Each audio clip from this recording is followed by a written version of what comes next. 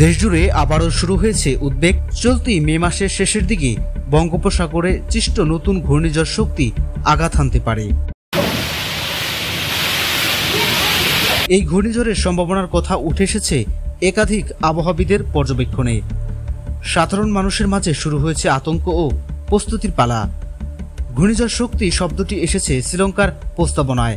কানাডার সাসকচুয়ান বিশ্ববিদ্যালয়ের আবহাওয়া ও জলবায়ু গবেষক মুস্তফা কামাল পলাশ সম্প্রতি জানিয়েছে, 23 মে থেকে 28 মের মধ্যে এই ঘূর্ণিঝড় বঙ্গোপসাগরে সৃষ্ট হতে পারে। এটি 24 মের পর পশ্চিমবঙ্গ ও বাংলাদেশের খুলনা বিভাগ হয়ে স্থলভাগে আঘাত হানতে পারে।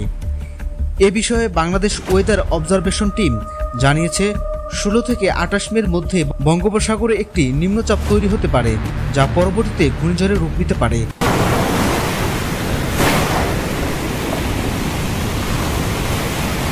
যদি এটি বাংলাদেশের দিকে অগ্রসর হয় তবে উপকূলীয় এলাকাগুলোতে তীব্র বাতাস, ভারী বৃষ্টি ও জলোচ্ছ্বাস হতে পারে। নাজমুল ইসলাম, স্বাধীনতা টিভি বাংলা, ঢাকা।